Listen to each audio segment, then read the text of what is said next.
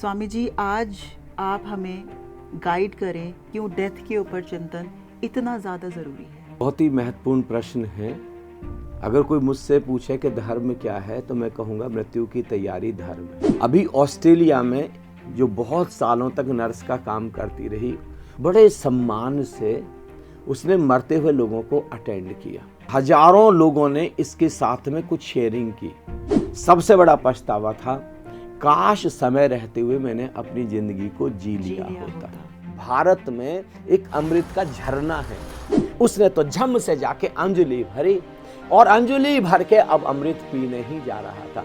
तभी कोई बोला, सिकंदर, कल्पना कर सिकंदर, तू 2000 साल 3000 साल का हो गया, तेरी गर्दन हिल रही है, दांत नहीं है, तेरी मौत नहीं आ रही है, बता तुझको ऐसा जीवन स्वीकार है? वो लोग जो बड़भागी हैं, जिनको जीते जी मृत्यु का अनुभव। आप केवल 1000 साल की कल्पना करें, कमर हिल रही है, चला नहीं जा रहा है, दांत सब टूट गए हैं, भोजन नहीं हो रहा, मौत मांग रहे, मौत नहीं आ रही, करेंगे हम?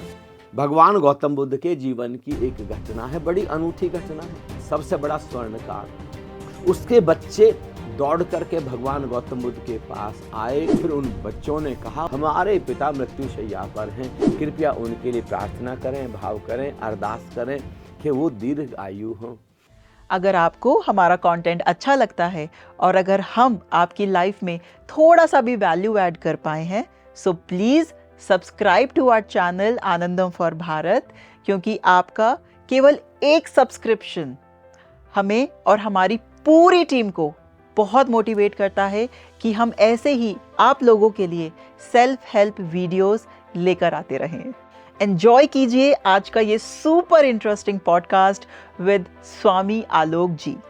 इनकी लाइफ पर हमने एक फुल पॉडकास्ट किया है, जिसका लिंक आपको इस वीडियो के डिस्क्रिप्शन में मिल जाएगा, जरूर देखिएगा। आनंदम, प्रणाम स्वामी जी। प्रणाम Smriti. Welcome to Anandam for Bharat. Thank you, बहुत धन्यवाद। स्वामी जी, हमने पास्ट में बहुत सारे पॉडकास्ट किए हैं डेथ के ऊपर, और आप हमेशा से एक ही चीज़ बोलते आए हैं कि जब भी आपकी आध्यात्मिक जर्नी स्टार्ट हो तो मृत्यु पे चिंतन बहुत ज़्यादा ज़रूरी है। इनफैक्ट जितनी भी आध्यात्मिक परंपराएं हैं वो इस चीज़ पर क्यों इतना ज़ोर देती हैं कि मृत्यु के ऊपर ज़रूर चिंतन और मनन बहुत ज़्यादा ज़रूरी है। इनफैक्ट ओशो जी की भी एक पूरी प्रवचन श्रृंखला है, मैं मृत्यु सिखाता हूँ। स्वामी जी, आज आप हमें गाइड करें, क्यों ये चिंतन, क्यों मृत्यु के ऊपर चिंतन, क्यों डेथ के ऊपर चिंतन इतना ज़्यादा ज़रूरी है? बहुत ही महत्वपूर्ण प्रश्न है, और धरती पर सर्वाधिक महत्वपूर्ण अगर कुछ है वो है जीते जी मृत्यु का एहसास और जीते जी मृत्यु को जीना। अगर कोई मुझसे पूछे कि धर्म क्या है तो मैं कहूँगा मृत्यु की तैयारी धर्म है। किस तरीके से हम मृत्यु में प्रवेश कर सकते हैं, बड़े आनंद भाव से, शांति भाव से। जीवन के दो छोर हैं, एक है जन्म, जीवन का एक हिस्सा है, सिक्के का एक पहलू है जन्म। जन्म एक संभावना है, एक पॉसिबिलिटी है कि जैसे कोई बीज है, अब वृक्ष बन सकता है कि नहीं बन सकता है, फूल खिल सकते हैं कि नहीं खिल सकते हैं। बीज ये संभावना लेकर के आया, बीज में संभावना छिपी हुई है, और जब तक बीज उस गौरव को, उस गरिमा को प्राप्त नहीं कर लेता, तब तक बीज कभी संतुष्ट नहीं हो पाता जी। तो जीवन का जो दूसरा छोर है, जो आखिरी छोर है, वो है मृत्यु। अब मृत्यु के समय जैसे कोई फल है और पक जाए और पक करके चू जाए तो सुंदरतम फल होगा, बहुत स्वादिष्ट, बहुत मीठा फल होगा। तो मृत्यु फले हुए, पके हुए फल की तरह है मृत्यु जी। और ये हमको देखना है, क्या मृत्यु से पहले पहले हकीकत में हमने जीवन को जी लिया? अभी ऑस्ट्रेलिया में एक महिला हुई है जो बहुत सालों तक नर्स का काम करती रही। उस महिला का नाम है ब्रोनी वेयर। जब उसने बीएससी नर्सिंग का कोर्स किया तो जॉब मांगने के लिए गई बहुत सारे हॉस्पिटल्स में, लेकिन तब तक सारी वैकेंसीज भर चुकी थी। बहुत मेहनत करने के बाद उसको एक हॉस्पिटल में एक जॉब खाली मिली, लेकिन उनकी शर्त थी कि ये जॉब थोड़ा कठिन है। जो लोग मृत्युशैया पर हैं, जो लोग डेथ बेड पर हैं, कोई 15 दिन बाद मर जाएंगे, कोई महीने भर बाद मर जाएंगे, कोई 7 दिन बाद उनकी डेथ हो जाएगी, उन सबको अटेंड करना है, उन सब की सेवा करनी है। अब इसके पास में तो और कोई चारा नहीं था। इसको लगा कि साल भर बाद में बदल लूँगी, चलो अभी दिल लगा करके मैं इस जॉब को करती हूँ। बड़ा दिल लगा करके, बड़े सेवा भाव से, बड़े प्रेम से, बड़े सम्मान से उसने मरते हुए लोगों को अटेंड किया। जब वो बहुत उनकी केयर करती, जब उनको बहुत अच्छे से इतने प्रेम के साथ स्पर्श करती, उनको समय पर दवाई देती, उनके साथ बैठती, उनसे बात करती, उनके दिल को हल्का करती, तो लोग उसके साथ खुलना शुरू हो गए और अपने दिल की बात उसको कहना शुरू कर दिया। और 1 साल में उसको इस जॉब में इतना मज़ा आने लगा, इतना मज़ा आने लगा कि उसने निर्णय लिया कि ये जॉब मैं अब कभी भी नहीं छोड़ूंगी। तो 25 साल तक वो इस जॉब को करती रही और इस 25 साल में उसके सामने हजारों लोग मरे जी। तो उन हजारों लोगों ने इसके साथ में कुछ शेयरिंग की। उसके आधार पर ये अपनी डायरी लिखती थी, डायरी नोट करती थी और उसके आधार पर उसने एक बुक लिखी जो बहुत बड़ी बेस्ट सेलर बन गई। उस बुक का नाम है the top 5 regrets of the dying, मृत्यु के पहले के 5 सबसे बड़े पछतावे। जी। वो महिला कहती है कि एक व्यक्ति भी मैंने इस बात के लिए प्रायश्चित करता हुआ नहीं देखा मरते समय कि काश मेरे पास आलीशान महल होता, कोई बहुत बड़ा बंगला होता, काश मेरे पास बहुत बड़ी बड़ी गाड़ियाँ होती, या मेरे पास करोड़ों अरबों की संपत्ति होती, धन होता। इस सब के लिए कोई नहीं पछताया। सबसे बड़ा पछतावा था, काश समय रहते हुए मैंने अपनी जिंदगी को जी लिया होता। हकीकत में हम अपने जीवन को जी ही नहीं पाते।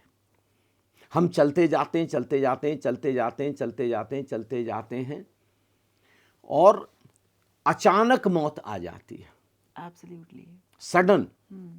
और फिर जब हम मृत्यु के बिल्कुल कगार पर खड़े हो जाते हैं, थ्रेशोल्ड पर, बिल्कुल दहलीज पर खड़े हो जाते हैं, तब हमको पता चलता, पहली बार पता चलता है कि हमने जीवन को जिया ही नहीं।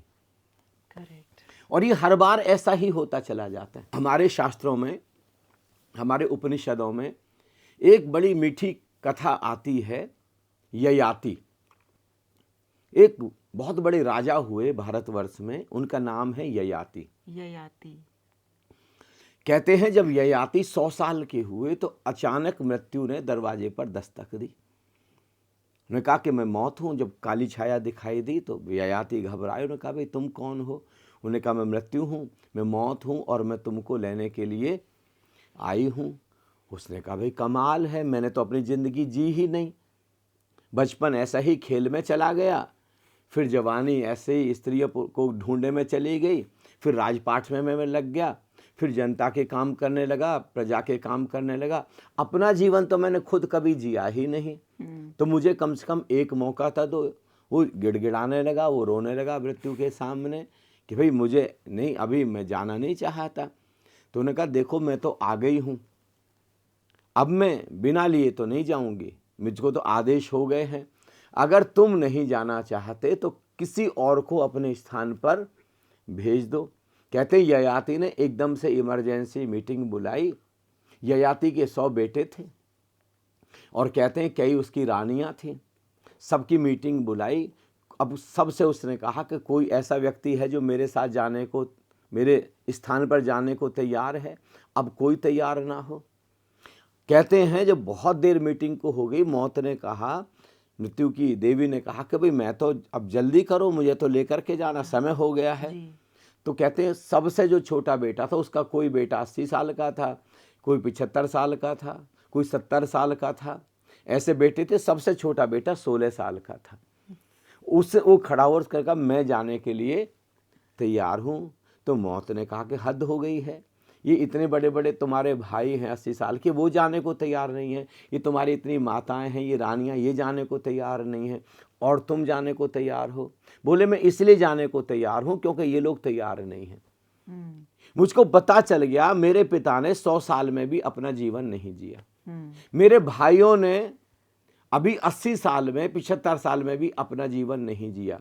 तो एक बात तो बिल्कुल तय हो गई कि आने वाले 85 साल मेरे भी ऐसे ही जाने वाले हैं, और जब मौत आएगी तब मैं भी यही कहूँगा कि अभी रुक जाओ। इसका कोई मुझे अर्थ समझ में नहीं आता, मैं आज अभी जाने को तैयार हूँ। कहते हैं वो सबसे छोटा वाला बेटा चला गया, मौत उसको लेकर के चली गई, और ययाति फिर अपने कामकाज में लग गया, फिर भूल गया कि मुझे जीवन जीना है। मृत्यु ने मुझे एक अवसर दिया है, मुझे एक मौका दिया है। और फिर कहते फिर 100 साल बीत गए। 100 साल बाद अचानक फिर मौत ने दरवाजे पर दस्तक दे गई और कपने लगा ययाति। तो उसने कहा हद हो गई, मैं तो भूल ही गया, फिर दोबारा से मैं इतना व्यस्त हो गया, इतना ऑक्यूपाइड हो गया, मुझे एक मौका और दो। कहानी कहती है कि ऐसे 10 मौके दिए गए ययाति को, बट वो फिर से भूल, और ययाति हर बार भूल जाता, अपने जीवन को जी नहीं पाता, जो करना था मृत्यु से पहले वो कर नहीं पाता, हमेशा गिड़गिड़ाता रहता। 1000 साल का हो गया ययाति। आखिर अब वो खुद ही हार गया, और मौत ने कही कि नहीं अब तो लेकर के जाना पड़ेगा। तुम्हारी प्रज्ञा विकसित नहीं हुई, तुमको समझ नहीं आई, तुम्हारा विवेक, तुम्हारी इंटेलिजेंस अभी तक पैदा नहीं हुई। 1000 साल कितना लंबा समय है, और ये सज्जन अभी तक जीवन को नहीं जी पाए। 1000 साल भी हम देखें, करीब करीब हम सबकी यही कहानी है। हम कहाँ मौत को जान पाते हैं, हम मौत से पहले कहाँ खुद की तैयारी। भारतवर्ष में हम मृत्यु को कहते हैं कि अब हम अगले सफ़र में जा रहे हैं। ये भारत के मनीषियों का अनुभव है जी। जैसे बच्चे को कहते हैं कि बच्चा एक सफ़र में, मनुष्य को हम कहते हैं मुसाफिर है, मुसाफिर घूमने के लिए आए, कहीं सफ़र के लिए आए हैं। और ये सफ़र किसी का 70 साल का है, किसी का 80 साल का, किसी का 90 साल का, किसी का 50 साल का, किसी का 20 साल का ही सफ़र है। we are on a short trip here. Short trip है, और हमको फिर जाना है। अब आप देखिए, अब जब हम सफ़र पर जाते हैं, कहीं पर हम सफ़र पर जाते हैं, हम नमकीन रख लेते हैं, हम थोड़ा नाश्ता रख लेते हैं, थोड़ा भोजन रख लेते हैं, फल भी रख लेते हैं। कहीं पर भूख लग गई या किसी पेड़ के नीचे बैठ करके थोड़ी देर हम पिकनिक मनाएंगे, थोड़ा कुछ खाएंगे, मित्रों के साथ थोड़ा सा भोजन शेयर करेंगे। कितनी सारी तैयारी कर लेते हैं, कितने सारे कपड़े हम रख लेते हैं, बहुत कुछ। जब हम सफ़र पर निकलते हैं कितनी सारी तैयारी करते। अब हम आखिरी सफ़र पर निकले हैं जी। Is there any preparation? कुछ तैयारी की है, कोई नाश्ता लिया है, कुछ भोजन लिया है क्या हमने, कुछ रास्ते के लिए सामान लिया है, बदलने के लिए कोई कपड़े लिए हैं क्या हमने, क्या तैयारी की? कोई तैयारी नहीं की है हमने मृत्यु की। और मौत अचानक दरवाजे पर दस्तक दे देती है। भगवान गौतम बुद्ध के जीवन की एक घटना है, बड़ी अनूठी घटना है। भगवान गौतम बुद्ध श्रावस्ती नगर में आए हुए हैं। उनका जो प्रवास है कुछ दिनों के लिए श्रावस्ती नगर में अपने हजारों शिष्यों के साथ है। उस समय के बड़े से बड़े नगरों में श्रावस्ती नगर हुआ करता था। भगवान गौतम बुद्ध जहाँ पर प्रवास करते थे।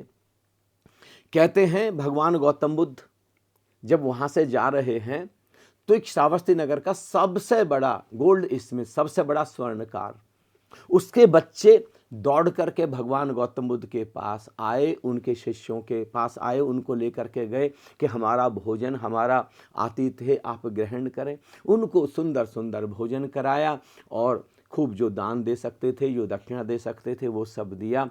और फिर उन बच्चों ने कहा, युवाओं ने कहा कि हमारे पिता मृत्युशैया पर हैं, कृपया उनके लिए प्रार्थना करें, भाव करें, अरदास करें कि वो दीर्घ आयु हों।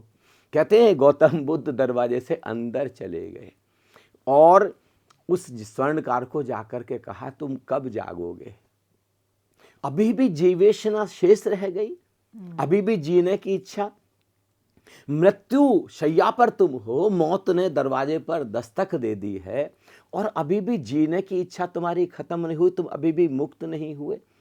अब तुमको एक सफर पर जाना है, कोई कलेवा, कोई नाश्ता, कोई भोजन, क्या तुमने कोई तैयारी की है, कोई पाथ है, कोई पुण्य पाथ है, कुछ तुम्हारे साथ कुछ ऐसा है जो जाकर के तुम वहां पर बता सकते हो। क्या तुम मौत से पहले अभी भी आत्म केंद्रित होना नहीं चाहते? अभी भी तुम अदर सेंटर्ड हो, अभी भी तुम संसार को देख रहे हो, अभी भी तुम चाह रहे हो कि तुम्हारी श्वासें और लंबी हो जाएं, तुम्हारा जीवन और लंबा हो जाए, अभी भी तुम चाहते हो कि अभी भी मौत को खींचा जा सके। अब चुपचाप विश्राम करो, मैं तुमको कुछ प्रयोग कराता हूं। अब शरीर से अपना मोह छोड़ दो, अब सारी आइडेंटिटी, सारा तादात्म्य शरीर से छोड़ दो तुम जी। अब मृत्यु को तुम स्वीकार करो। ये अवश्यंभावी है, जो आया है, जो जन्मा है, उसको मरना ही होगा, उसको जाना ही होगा। अब तुम ध्यान की अवस्था में चलो, अब भीतर के निराकार से, उस शून्य तत्व से तुम जुड़ो।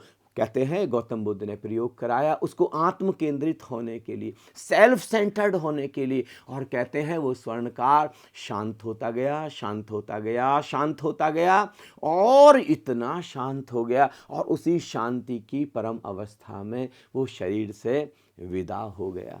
मृत्यु बड़ी महत्वपूर्ण है। जीवन, ये दो लोग बड़े महत्वपूर्ण हैं धरती पर। एक संत कबीर हैं। संत कबीर ने कहा मृत्यु का उत्सव होना चाहिए। अगर जन्म उत्सव है तो मृत्यु उत्सव।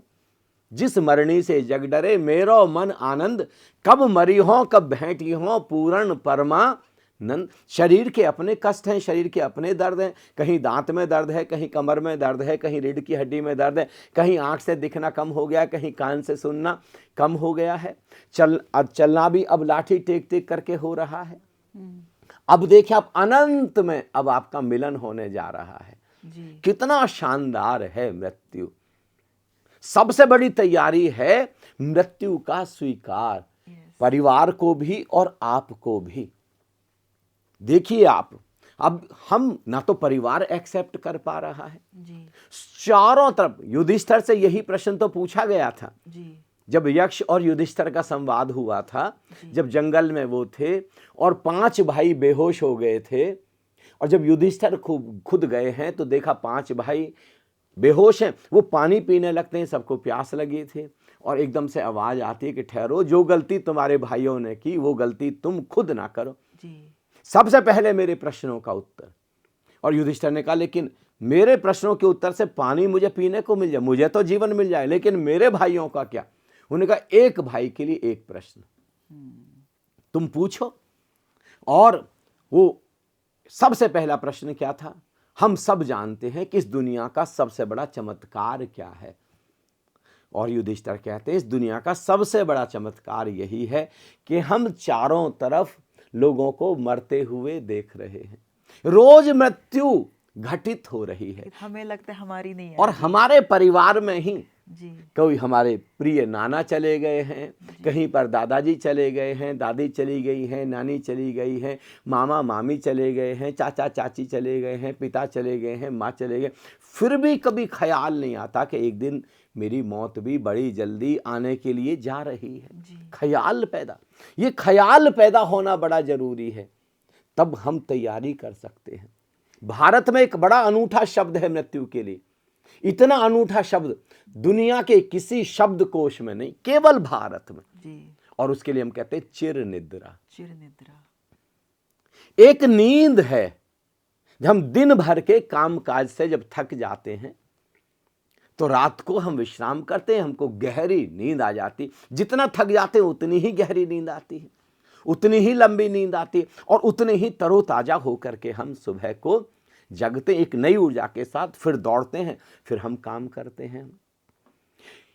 70 साल, 80 साल, 90 साल संसार के धक्के खाते खाते, यहाँ के झंझावातों में, यहाँ के तूफानों में टूटते बिखरते, फिर एक दिन ऐसा आता है कि मृत्यु कहती है कि अब बस चिर निद्रा, आओ परम विश्राम में हम चलते। और अगर आपने तैयारी की है तो आप ऐसे जैसे सफर पर निकल रहे। ओशो के लिए कहते हैं, ओशो के परिवार में बहुत सौभाग्यशाली लोगों में से रहा हूं कि ओशो के परिवार के बहुत ही करीबी सदस्यों से मेरा बहुत ही करीबी का नाता रहा है। तो सब कहते हैं कि जब ओशो जब अब शरीर छोड़ने के लिए जा रहे हैं, उससे पहले एक दिन पहले उन्होंने अपना सारा सामान बांट दिया। घड़ी किसी को दे दी, कोई रॉब किसी को दे दिया, दूसरा रॉब किसी को दे दिया, जो रेडियो था उनके पास वो किसी को दे दिया, टेप रिकॉर्डर किसी को दे दिया। जैसे सफर पर जा रहे हैं, एक लंबे सफर पर निकल रहे हैं, सारा सामान उन्होंने कुछ दिन पहले से ही बांटना शुरू कर दिया। सारा सामान एक एक करके अपने किसी एक भाई को एक सामान दिया, दूसरे भाई को दूसरा सामान दिया, भाई की एक पत्नी को एक सामान दिया। इस तरीके से सारा सामान उन्होंने बांट दिया। लंबे सफर पर अब निकल रहे हैं। कितने लंबे सफर पर निकल रहे हैं जी। ये मृत्यु की तैयारी। अब प्रश्न है, अब देखिए आप, रात जब आप सोने जा रहे हैं उस समय अगर आप अशांत हैं तो क्या आप आज अच्छे से विश्राम कर सकेंगे? बिल्कुल नहीं। क्या आज आपको अच्छे से नींद आएगी? नींद नहीं आएगी ना। अगर आप चिड़चिड़े हैं जी, सोने से पहले, अगर घबराहट है, अगर डर है, अगर भय है, कोई मनमुटाव है, कोई झगड़ा हो गया है, कोई आपस में कलह हो गई है, किसी भी तरीके से कोई चिंता है, कोई परेशानी है, कोई समस्या है, कोई उलझन है, कोई विषाद है, कोई डिप्रेशन है, क्या आज अच्छे से नींद आएगी? अच्छे से नींद नहीं। फिर चिर निद्रा। कितने अशांत है, कितने, पूरा परिवार भी, वो भी बेचैनी की तरंगें छोड़ रहे हैं क्योंकि उनको भी मृत्यु स्वीकार नहीं है। वो भी अभी एक्सेप्ट क्यों नहीं? परिवार के लोगों को भी पता नहीं है मृत्यु है क्या, व्हाट इज डेथ। मौत से पहले कोई तैयारी नहीं की है। स्वामी जी, मृत्यु की तैयारी, डेथ की जो तैयारी है वो किस उम्र से शुरू हो जानी चाहिए, कब से शुरू हो जानी चाहिए? इनफैक्ट ये पॉडकास्ट देखने के बाद अगर किसी व्यूअर को लगता है कि मुझे अब उस यात्रा पे निकलना है, उस खोज पर निकलना है, तो कहाँ से वो शुरू कर सकता है? एकदम यौवन में, जी, युवावस्था में, जैसे ही थोड़ी सी समझ विकसित होनी शुरू हुई, वैसे ही मृत्यु की तैयारी हम करेंगे। और तैयारी क्या है? हम कैसे परम शांत हो जाएं। मृत्यु की घड़ी में वही केवल शांत रह पाएगा जो अब इस समय शांत है। जैसे कोई भी चीज दांव पे लगानी हुई तो, है कोई भी चीज दांव पे लगानी हुई तो, फॉर कैसे? एग्जाम्पल यौवन अवस्था में बहुत सारी चीज़ें होती हैं स्वामी जी। आज करियर भी है, रिलेशनशिप्स भी हैं, there are so many things that's going around. तो अगर वो चीज़ें उसको अशांति दे रही हैं और आप कह रहे हैं कि वो शांति की तरफ बढ़े आगे, तो अगर उसको कोई चीज़ सैक्रिफाइस भी करनी हुई या कोई चीज़ अगर त्याग भी करना हुआ तो क्या वो चीज़ दांव पे लगाए?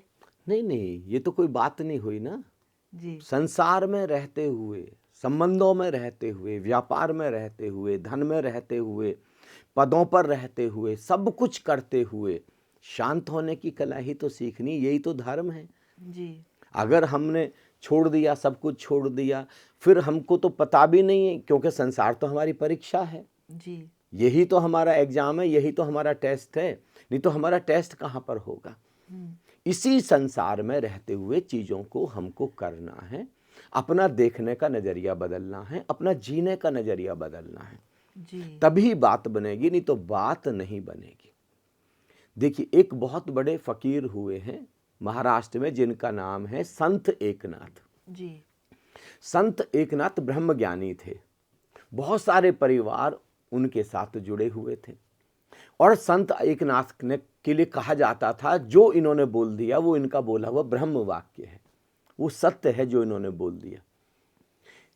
ठंड पड़ रही थी, जाड़ा के दिन थे। कहते संत एकनाथ छत पर धूप सेक रहे थे, ऊपर धूप में अपना मेडिटेटिव स्टेट में बैठे थे, मस्त बिल्कुल समाधि में। एक युवक उनके पास अक्सर मिलने जाता था, बहुत सारे प्रश्न पूछता था उनसे। वो सीढ़ी ऐसे 2-2, 3-3 सीढ़ी कूदते हुए युवक आज फिर उनके पास पहुंचा सुबह सुबह। उसने फिर प्रश्नों की झड़ी लगा दी कि आप इतने शांत कैसे रहते, इतने आनंदित कैसे रहते, आप इतने मस्त कैसे रहते?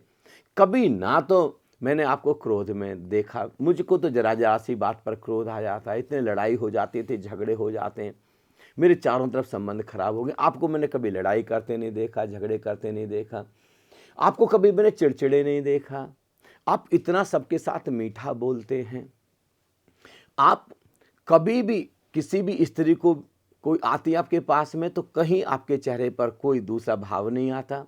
मैं तो किसी सुंदर स्त्री को देखता हूँ तो मेरे भीतर तो वासना पैदा हो जाती है, बहुत ही ज़्यादा। सुंदर सुंदर स्त्रियों को देख करके मुझे तो खुद को संभालना इतना मुश्किल हो जाता है। तो ये कला क्या है आपकी, इतने शांत कैसे हैं? क्या आप मुझको बताना पसंद करेंगे?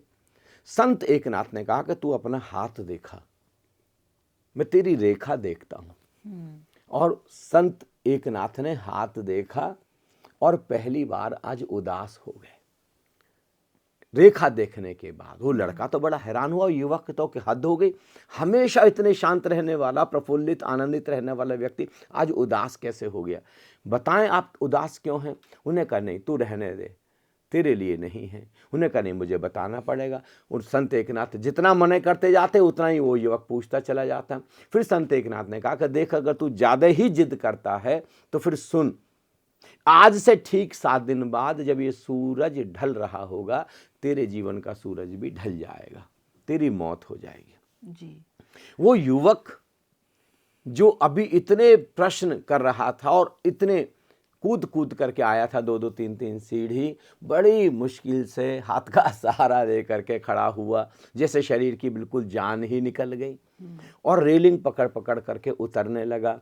संत एकनाथ ने कहा कि भाई अपने प्रश्नों के उत्तर तो लेता चला जा, लेकिन उसको सुनना ही बंद हो गया। तूने अभी प्रश्न पूछा था, ये आत्मा क्या है, परमात्मा क्या है, आप इतने शांत क्यों हैं? उत्तर तो लेता जा। अब वो कहाँ का उत्तर? 7 दिन बाद मरना है। कहते हैं उसने जाकर के अपने परिवार को बता दिया, सब लोगों को बता दिया, सब रिश्तेदारों को पता चल गया। अब संत एकनाथ ने बोला है तो फिर परम सत्य है, उसको कैसे टाला जा सकता है? कहते 1 दिन बीता, 2 दिन बीते, 3 दिन बीते, 5, 6, 7 दिन आ गए। अब 7वां और आखिरी दिन है। हजारों, पूरा गांव जमा हो गया, मृत्यु होने वाली है युवक की।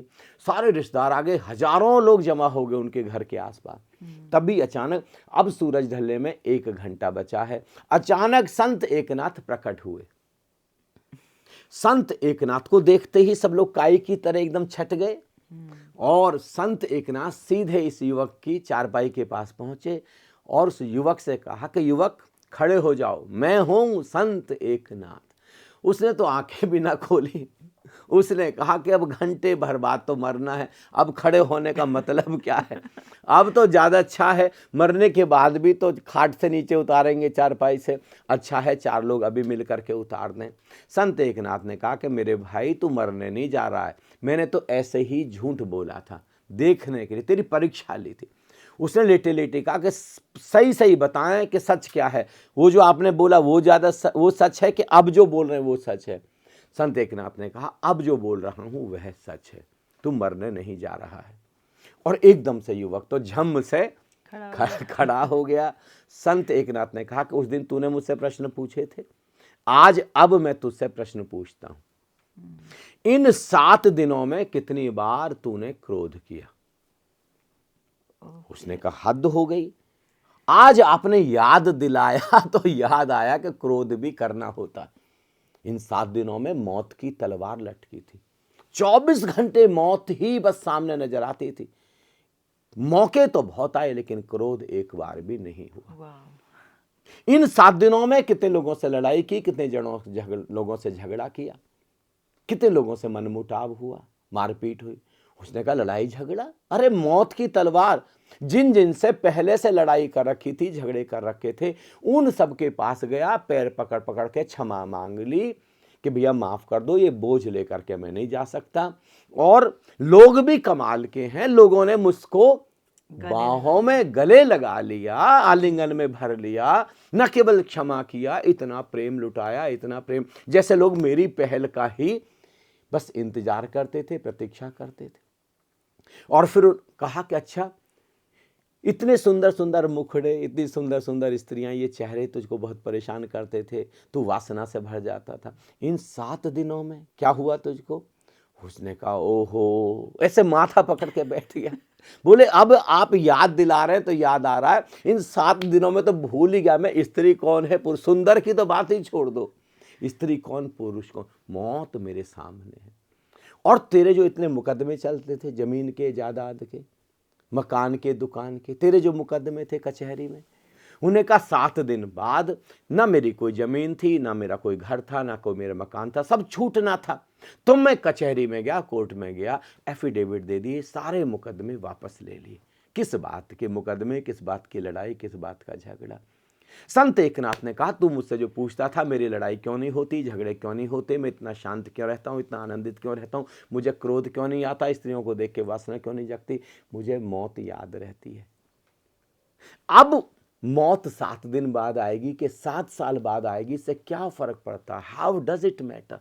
मौत आएगी। और जिस व्यक्ति को याद रहता है उसके जीवन से सारे उपद्रव विदा हो जाते। तो स्वामी जी ये कहें कि रोज खुद को ये याद दिलाना बहुत अनिवार्य रूप से जरूरी है कि मृत्यु आनी है, तब तक अन्वेषण शुरू नहीं होगा। राइट। आप प्रतिक्रियाओं में जीते रहेंगे, आप खोज शुरू नहीं करेंगे, छोटी छोटी बातों में भी उलझे रहेंगे। मैं अपना मालिक कैसे बनूं? जी। और अपने मालिक आप तभी बन सकेंगे जब आपकी मृत्यु पर मालिकियत होगी। जब तक मौत पर आपकी मालिकियत नहीं है, जब तक आपको ये अनुभव नहीं हो जाता, मौत ना कभी किसी की आई, ना कभी किसी की आएगी, मेरी भी मौत नहीं होगी। और जब तक उस तत्व को अनुभव नहीं कर लेते जो जन्म और मृत्यु के पार है, तब तक तुम मालिक नहीं बनोगे, तब तक संसार में ही उलझे रहोगे। भगवान गौतम बुद्ध के जीवन की एक बड़ी अनूठी घटना है। एक गांव के करीब करीब 50-60 नौजवान नवयुवक गौतम बुद्ध के संग में शामिल हो गए और गौतम बुद्ध के भिक्षु बन गए, गौतम बुद्ध के शिष्य बन गए। घर परिवार उन्होंने छोड़ दिया। तो गांव के लोग बड़े नाराज हैं गौतम बुद्ध पर, बड़े क्रुद्ध हैं।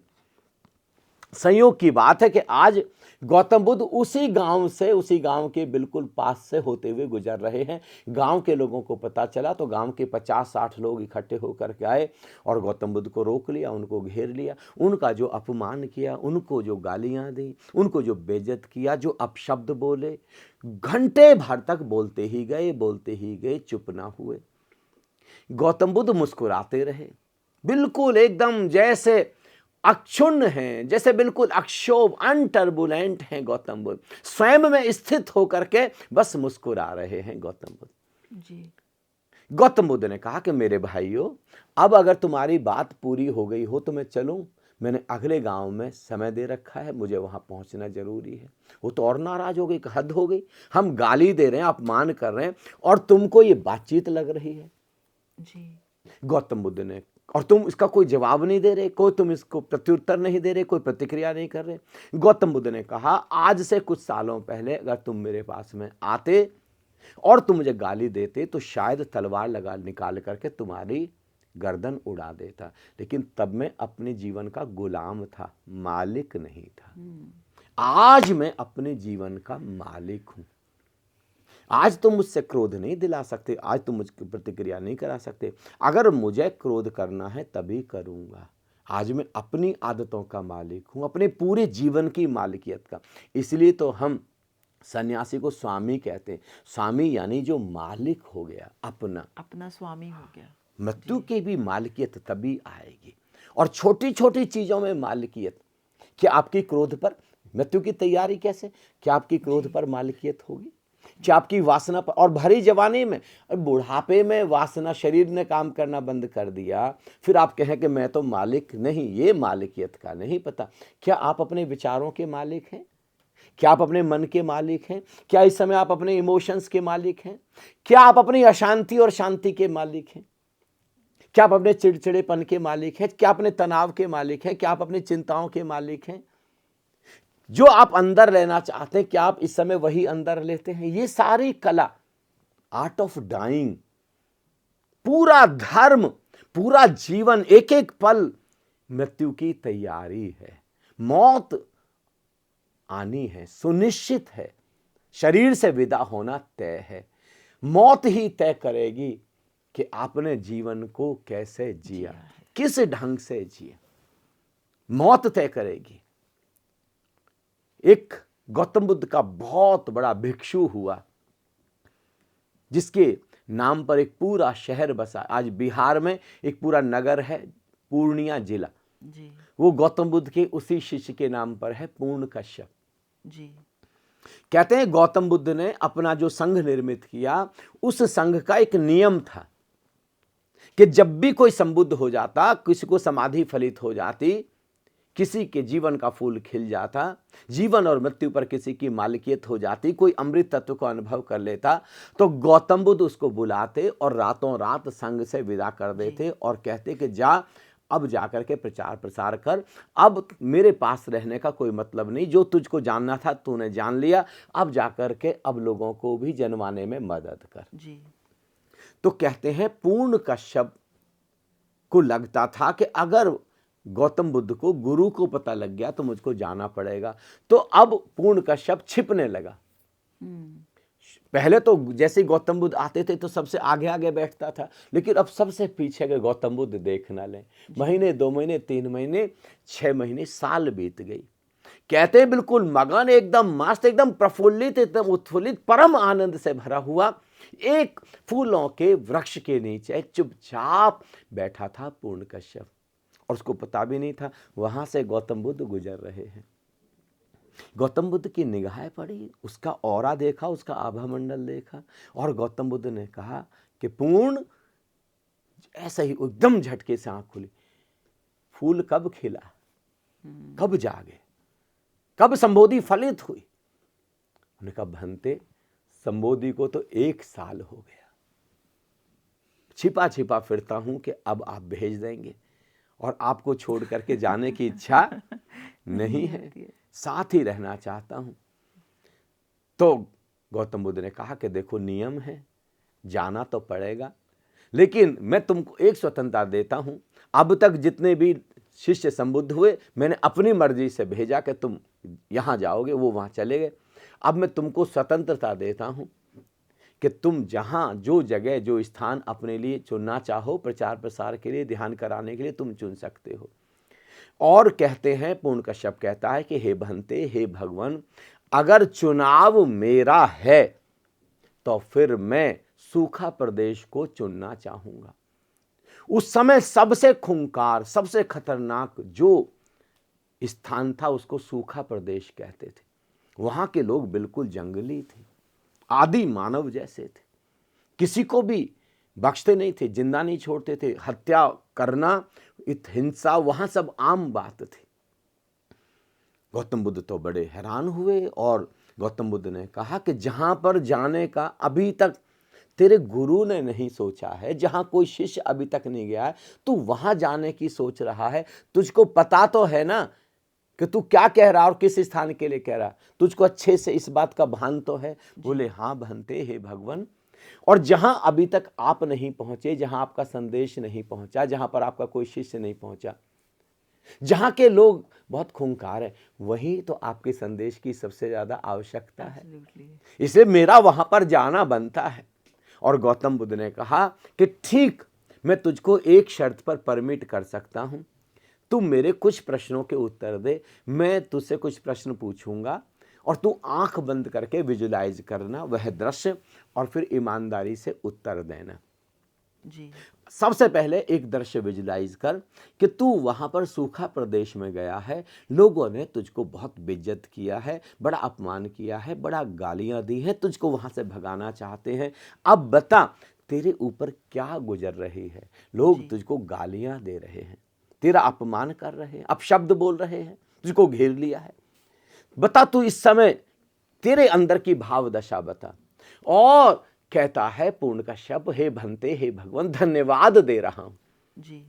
अरे अपमान में किस बात का धन्यवाद दे रहा है? भंते इस बात का धन्यवाद दे रहा हूं, केवल गालियां देते हैं, केवल अपमान करते हैं, कम से कम पिटाई तो नहीं करते, पीटते तो नहीं, इतना क्या कम शुक्र है, इस बात का धन्यवाद है। गौतम बुद्ध कहते हैं फिर दूसरा प्रश्न, तू कल्पना कर के वो तेरी पिटाई करने लगे, तुझको थप्पड़ मारने लगे, लात मारने लगे, घूंसे मारने लगे, अब तेरी भाव दशा क्या है? और पूर्ण कश्यप कहता है कि हे भंते, धन्यवाद दे रहा हूं, अनुग्रह व्यक्त कर रहा हूं, अहो भाव में बड़ा रोमांचित हूं इस समय में। अब किस बात का अहो भाव है? हे भंते, कम से कम गालियां ही दी, पिटाई ही की, पत्थर तो नहीं मारते, पत्थर भी मार सकते थे, लहू लुहान भी कर सकते थे। फिर गौतम बुद्ध ने कहा कि अब तीसरा दृश्य परिकल्पना कर, अगर तुझको पत्थर मारने लगे, डंडों से मारने लगे, तुझको लहू लुहान कर दें, तो अब तेरी भावदशा क्या है। और कहता है पूर्णकश्यप, हे भंते, अभी भी धन्यवाद दे रहा हूं, नाच रहा हूं। पत्थर ही मारते हैं, खून ही निकालते हैं, कम से कम जान से तो नहीं मारते। इतनी कृपा क्या कम है। और फिर गौतम बुद्ध कहते, तो फिर अब आखिरी प्रश्न, अब कल्पना कर कि तुझको उन्होंने जान से मार दिया, तेरे प्राण निकल रहे हैं, अब अंत में प्राण निकलते हुए अब तेरी भावदशा क्या है। कहते हैं, पूर्ण कश्यप कहता है, भंते, प्राण निकल रहे, खड़े होकर के नहीं नाच पा रहा हूं, लेकिन मेरा रोया रोया नाच रहा है, उत्सव में संलग्न है, मेरा रोम रोम धन्यवाद से पुलक और रोमांच अनुभव कर रहा है। अरे अब किस बात का धन्यवाद। और पूर्ण कश्यप कहता है, हे भंते, इस बात का धन्यवाद, ये शरीर गुरु के काम आया। क्या बात है। गुरु का माध्यम बनते हुए शरीर से मुक्ति का अनुभव हो रहा है। इससे बड़ा और कोई सौभाग्य हो सकता है क्या। और दूसरा धन्यवाद इस बात के लिए दे रहा हूं कि इन्होंने शरीर से कितनी जल्दी मुक्त करा दिया। कितनी कुछ गलतियां हो सकती थी, पाप हो सकते थे, उन सब कुछ बहुत सारे कार्मिक बॉन्डेज, कर्म बंधन बन सकते थे, इन्होंने मुझे इन सब कर्म बंधनों से बचा लिया। इस बात का धन्यवाद। That is real attitude of living. ये क्या दृष्टिकोण है। मौत आती है, हमारा दृष्टिकोण देखें आप, संबंधों के प्रति, समाज के प्रति, जॉब के प्रति, शरीर छोड़ने के प्रति जी। हम कितने नकारात्मक दृष्टिकोण को ढो करके पूरे जीवन भर चलते। और ये पूर्ण कश्यप हर चीज में से पॉजिटिविटी, हर चीज में से फूल, मौत तक से इसने फूलों को बीन लिया, इत्र को बीन लिया है इसने। ये मृत्यु की तैयारी। Change your attitude, change your life. और धीरे आप जरा कल्पना करके देखें, देखिए मृत्यु के बारे सोच के देख। अभी तक हमको समझाया गया, सब लोग रो रहे हैं, छाती पीट रहे हैं, हम सबको भी लगता है मौत बड़ी दुखदाई है, मौत बड़ी पीड़ादायी है, मौत बड़ी कष्टदायी है, मौत नहीं आनी चाहिए। जबकि मैं कहता हूं मृत्यु इस जगत का सबसे बड़ा वरदान है। आप तो स्वामी जी ये बोलते हैं कि वो लोग जो बड़भागी हैं, जिनको जीते जी मृत्यु का अनुभव हो जाता है। आप कल्पना करके देखें जरा, कल्पना करके देखें, ज्यादा दिन की कल्पना ना करें, आप केवल 1000 साल की कल्पना करें। 1000 साल में जो पिछले 1000 साल बीते, हमारे सारे बुजुर्ग, हमारे फोर फादर्स, हमारे ग्रैंड फादर, पिता के पिता के पिता के पिता के पिता के पिता, हमारी कम से कम 20-30 पीढ़ियां अभी जिंदा हैं। कल्पना करें आप, केवल 1000 साल की कल्पना, या याति की तरह जी। गर्दन हिल रही है, कमर हिल रही है, चला नहीं जा रहा है, दांत सब टूट गए हैं, भोजन नहीं हो रहा, मौत नहीं आ रही जी। कहीं जगह रखने, पैर रखने की जगह नहीं है धरती पर। कैसा, इस जगत की कल्पना करके देखें। मौत मांग रहे, मौत नहीं आ रही है। ऐसी धरती पसंद करेंगे हम? सिकंदर के साथ ये घटना घटी। मैंने सुना है जब सिकंदर यूनान से भारत को फतेह करने के लिए, भारत को जीतने के लिए निकला अपने विश्व विजय के अभियान में, तो वहां किसी ने उसको बोला था कि भारत में एक अमृत का झरना है, एक अमृत का स्रोत है, कुआं है, वहां जो अमृत पी लेता है वो हमेशा के लिए अमर हो जाता है। तो उसका उसने नक्शा बनवा लिया, उसके पास मैप था।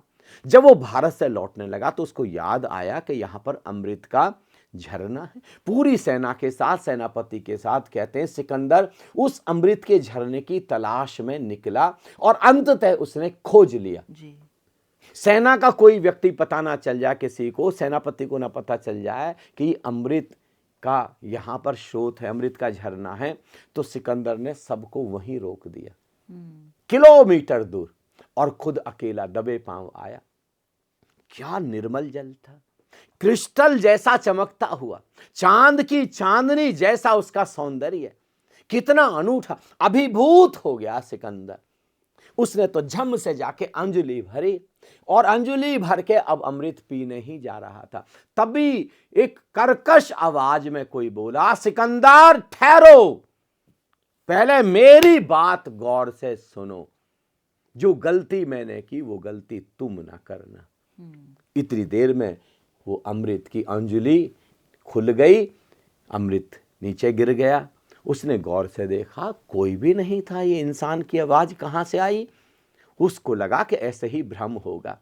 उसने दोबारा से अंजलि भरी और बस पीने ही जा रहा था, फिर एकदम से वही कर्कश आवाज, सिकंदर मैंने तुमको बोला रुको, ठहरो, पहले मेरी बात को गौर से सुनो, तब पीना, उससे पहले इस अमृत को मत पीना। फिर वो अमृत गिर गया। कहते हैं तीसरी बार अंजलि, इस बार जैसे जैसे मुंह के करीब ला रहा है, वो गौर से देख रहा कि आवाज अब आती है कि नहीं आती है, तो कहां से, और फिर वही कर्कश आवाज, सिकंदर मैंने तुझको चेताया और तू अभी चेतता नहीं, पहले मेरी बात तो सुन ले। देखा एक कौवा बैठा था और कौवा इंसान की आवाज में बोल रहा था। बड़ा हैरान हुआ, अमृत तो वहीं गिर गया। कौवे से पूछा कि बात क्या है? उन्होंने कहा जैसे तुम विश्व विजय के लिए निकले हो, ऐसे ही मैं भी विश्व विजय के लिए निकला था। जैसे तुम अब पूरी दुनिया के राजा हो, ऐसे में कौवों का पूरी दुनिया का राजा था। जैसे तुम्हारे पास में नक्शा था, नक्शा है अमृत का, ऐसे ही मेरे पास में था, मुझे किसी ने बताया था। और जैसे तुम अपनी सेना को पीछे छोड़ आए हो ना सेनापति सहित, ऐसे भी सेनापति सहित मैं भी अपनी सेना को पीछे छोड़ आया था। और मैंने आके ये हजारों हजारों साल पहले ये अमृत का झरना पी लिया। अब मैं मरना चाहता हूं, लेकिन मौत नहीं आ रही है। कितनी बार पहाड़ों से कूद गया, कितनी बार चाकू चला लिए, कितनी बार अंग भंग हो जाते हैं, कट जाते हैं, खूनम खान हो जाता, मौत नहीं आती। बुढ़ापा है, जर्जर हो गया हूं। कल्पना कर सिकंदर, तू 2000 साल 3000 साल का हो गया, तेरी गर्दन हिल रही है, दांत नहीं है, तू बिल्कुल कुछ कर नहीं सकता, चल नहीं सकता, फिर नहीं सकता, तेरी मौत नहीं आ रही है। बता तुझको ऐसा जीवन स्वीकार है? कहते हैं सिकंदर को बात समझ में आ गई और वो उसी समय लौट गया बिना अमृत को पिए। कल्पना करके देख, खुद हम कल्पना करके, हम 1000 साल के हो जा और हिल रहे हैं। कितना सौभाग्य है कि मृत्यु आती है, ये परम सौभाग्य है। धरती कहा जाता है, अब तो वैज्ञानिक शोध कहते हैं कि जिस जमीन के टुकड़े पर हम बैठे हैं इस समय, वहां पर कम से कम ऐसा कोई जमीन का टुकड़ा नहीं जहां पर 10 लाशें न गड़ी हों। उनके ऊपर ही दादाजी जगह खाली करते हैं तो पोते के लिए जगह मिलती है। ऐसे ही दुनिया, लेकिन हम चेतते नहीं हैं, जागते, ये प्रज्ञा विकसित नहीं हो पाती, समझ विकसित नहीं हो पाती, विवेक का जन्म नहीं हो पाता। जो गौतम बुद्ध स्वर्णकार को बोल रहे हैं ना, अब मरते समय तो थोड़ा प्रज्ञावान हो जा, अब तो सपनों से जाग जा। हम कभी सपनों से जाग नहीं पाते, हम उन्हीं सपनों में खोए रहते हैं। मृत्यु की तैयारी बड़ी महत्वपूर्ण है, कितनी ज्यादा महत्वपूर्ण है, कभी भी आ सकती है और पूरे जीवन को देखने का नजरिया कंप्लीटली चेंज हो जाता है, हमेशा हमेशा बिल्कुल। के लिए। स्वामी जी, बहुत ही महत्वपूर्ण टॉपिक है और बहुत इंटरेस्टिंग टॉपिक है। इसको हम पार्ट 2 में कंटिन्यू करेंगे और उसमें हम चर्चा करेंगे कि कई बार लोगों को, आई एम श्योर कि बहुत लोगों को ये रियलाइजेशन होता होगा जब वो किसी की डेड बॉडी देखता होगा या जब किसी का शव रखे हुए देखता होगा। लेकिन हम आज के इस फास्ट पेस्ड लाइफ में, रिलेशनशिप्स में, अपने करियर में इतने ज़्यादा जकड़े हुए हैं, क्या हम उन पे बात कर सकते हैं कि मृत्यु से पहले रिलेशनशिप के क्राइसिस को सॉल्व करना कितना ज़रूरी है? हाँ, इसके ऊपर हम बात करेंगे, निश्चित रूप से बात करेंगे जी। एक पॉडकास्ट लंबा ना हो जाए, हम नेक्स्ट पॉडकास्ट में इसको ले लेते हैं जी। अब अंत में मैं 4 लाइन बोलता हूँ, बहुत गौर से सुने। अब जाने डोली कहाँ उठे, अब जाने शाम कहाँ पर हो, अब जाने घूंघट कहाँ उठे, दुल्हन बदनाम कहाँ पर हो, पर्दे के भीतर पर्दे में बेपर्दा शाम कहाँ पर हो। एक अमृत तत्व है, वो श्याम, वो कृष्ण, वो राम, वो अनंत, वह परम शून्यता जो जन्म और मृत्यु के पार है, वो हमारे भीतर मौजूद है अभी इसी समय। सबसे बड़ी मृत्यु की तैयारी यही है, उसको अनुभव करना, ध्यान के माध्यम से, समाधि के माध्यम से। कैवल्य के माध्यम से, निर्वाण के माध्यम से, संबोधि के माध्यम से, किसी भी माध्यम से उसको अनुभव करना। अब जाने डोली कहाँ उठे, अब जाने शाम कहाँ पर हो, अब जाने घूंघट कहाँ उठे, दुल्हन बदनाम कहाँ पर हो, पर्दे के भीतर पर्दे में बेपर्दा शाम कहाँ पर हो, अब जाने कब रंगरेज मिले। रंगरेज मतलब पहले कपड़े को रंगने के लिए हर गांव में एक रंगरेज होता था, ज्यादातर सफेद कपड़े होते थे, जिस भी रंग में किसी को रंगवाने उस रंग में रंगरेज रंग देता था जी। चूनर को रंगता था। लेकिन संत उस चूनर यानी आत्मा को चूनर कहते हैं सर, अपने भीतर के निराकार को चूनर कहते हैं। और रंगरेज किसको कहते हैं? सदगुरु को, किसी संत को। अब जाने कब रंगरेज मिले, चूनर निष्काम कहाँ पर। क्या मृत्यु से पहले कामनाओं से मुक्त हो गए? क्या मृत्यु से पहले वासनाओं से मुक्त हो गए? या अभी भी पकड़ है रिश्तों पर, संबंधों पर, धन पर, पद पर, यश पर, प्रतिष्ठा पर, मान पर, मर्यादा पर? फिर मृत्यु में प्रवेश बड़े संकट में होगा और अगला जन्म फिर उसी ढंग से होगा। अब जाने कब रंगरेज मिले, चूनर निष्काम कहाँ पर हो, अब जाने बिस्तर कहाँ बिछे, सब काम तमाम कहाँ पर हो। कभी भी आखिरी बिस्तर बिछ सकता है, कभी भी राम नाम सत्य हो सकता है, लेकिन क्या राम नाम को जाना, याद दिलाएं। कोई ऐसा भी है जो मृत्यु के बाद भी कोई तत्व साथ जाएगा, क्या वो जीते जी साथ ले लिया? इसको यहाँ पर हम विराम देते हैं। बहुत बहुत धन्यवाद, बहुत ही महत्वपूर्ण विषय है। Thank you so much. Thank you, Anandam प्रणाम।